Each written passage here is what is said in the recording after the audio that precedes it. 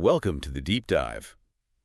The 2025 French Open just wrapped up, and wow, what a tournament. We saw some really incredible tennis, but also these powerful stories playing out. Historic comebacks, the next generation really arriving, and some surprisingly dominant performances, especially in doubles. Absolutely. There's so much data, so many matches. Right, so we've been digging through all the articles, the analysis, everything coming out of Roland Garros. And our mission today is really to, cut through it all and pull out the most important takeaways for you. Exactly. What does it all mean for tennis right now and maybe where things are headed? We'll unpack those epic singles, finals, men's and women's, and then, dive into what we learned from the doubles courts, too. Sounds good. Let's jump into that men's final first. Alcaraz and Sinner. Okay, that match.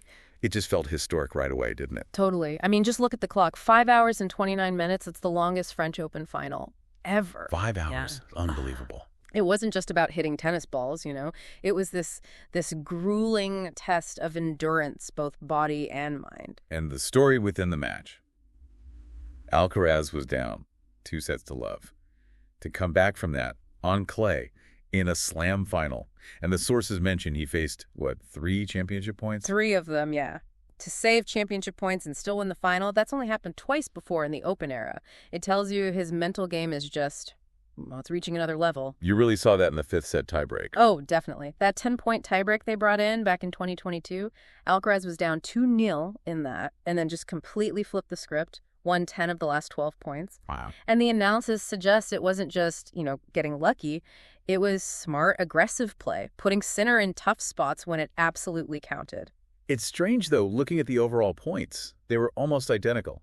Alcaraz 192, Sinner 193. So how did Alcaraz win? That's a great point, and it highlights something crucial. It's not always about winning more points. It's about winning the right points. The big moments. Exactly. Alcaraz hit more winners, 70 to Sinner's 53, but also more errors. The key thing, though, he won 46% of points returning Sinner's second serve. Nearly half. Right. And it wasn't just getting the return back. The analysis shows he was hitting deep, aggressive returns, putting Sinner under pressure immediately, stopping him from controlling the rally start, especially when Sinner served for the match in the 4th and couldn't close it out. That return pressure was key. Applying leverage. Yeah. And beyond just the match, this really felt like a kind of a changing the guard moment for the men's game. Absolutely. First time ever, 2 guys born in the 2000s contested a men's major final. That generational shift we've all talked about. It's not coming, it's here. And Alcaraz himself. I mean, 5th major title already, and he's only 22. It puts him in seriously elite company. Only Borg and Nadal were younger, reaching 5 majors. And that 5-0 record in slam finals, that matches Roger Federer's start in the Open era. That's incredible consistency on the biggest stage. It really is. Just clinical. Tough for Sinner, though. That's 3 straight years reaching the semis, or better at Roland Garros without lifting the trophy. Yeah, another near miss for him there. But this match, honestly, with the length, the drama, these 2 players, it really feels like it could define the big clay rivalry for the next 10 years. You really saw their strengths and maybe weaknesses laid bare over those 5 hours. For sure. Okay, so let's shift to the women's final. Coco Gauff against Aryna Sabalenka. Very different feel to this one. Yeah, it felt less like pure endurance and more about tactical adjustments. Gauff really evolving her game. Exactly right. Her 3-set win wasn't just about defense. The analysis points to her becoming a much more strategic player, thinking her way through it, not just reacting. I thought that detail about her return position was fascinating. How after losing the first set, she consciously stepped back like 3 liters behind the baseline. Yeah, to handle those massive Sabalenka serves, somewhere hitting 190 kilometers. Which is just blistering speed. And look at the number she went from winning 33% of return points in the first set up to 48% in sets 2 and 3. But it wasn't just about getting the ball back. Right. Moving back gave her that extra split second to read it, get a deeper return in play, and crucially, stops Sabalenka from just blasting the next shot for a winner. It changed the whole dynamic of the rallies right from the start. Interesting. And for Sabalenka, the sources kept mentioning this power paradox. Can you walk us through that? Yeah, it's a good way to put it. Sabalenka hit, 52 winners? Okay. Including 18 aces. Pure power, that's her game. Huge numbers. But She also had 67 unforced errors, and a lot of those came on really big points, like break points. So the paradox is, her biggest weapon, that power, can sometimes backfire under pressure. And linked to that, her first serve percentage dropped quite a bit in the decider, didn't it? From 68% down to 58%? Exactly, which meant Gauff saw more second serves, and she was ready. She apparently targeted that second serve really effectively, especially with her cross-court backhand. But the analysis really focused on Sabalenka's struggles on break points. She failed to convert 4 out of 5 in that third set. Including a 0-40 chance. Ouch. Yeah. And that performance under pressure, especially serving for the championship, well, that's what raises those questions about her closing out these huge matches, even with all that firepower. But for Gauff, what a win. Puts her in some pretty impressive company historically. Absolutely. Youngest American woman to win Roland Garros since Monica Seles way back in '92. That's a big deal. And you see the maturity in her game too, right? At 21, coming to the net so much, winning 22 of 33 points up there, that shows real tactical versatility. It really does. This win proves she's a genuine threat on any surface now. She's made the quarters or better in, 6 slams in a row. Her game travels. Okay, so moving beyond the singles headlines, the doubles events this year. They also offered some really interesting stories and maybe some tactical lessons too. For sure. Let's start with the men's doubles. Big breakthrough for Marcel Granollers and Horacio Zeballos. Finally got that first Grand Slam title together. Against Salisbury and Skupski, right? And this was their 4th final. Yeah, 0-3 in major finals before this one, so you can imagine the relief and joy. They came out firing to won 91% of their first serve points in that opening set. Dominant start. But the match tightened up, and the moment everyone was talking about was that incredible around-the-post winner from Zeballos in the deciding set. Some called it the shot of the tournament. More than just flashy, though. Oh, yeah. The analysis suggests that shot really shifted the momentum decisively. Plus, stats-wise, their second serve held up better 63% win rate versus 51% for Salisbury Skupski. And tactically, Granollers at the net, just brilliant positioning, apparently covering nearly 80% of poaching chances. Really smart doubles. And historically significant, too, being the first team from outside this sort of traditional Big Four nations to win since 2016? That's right.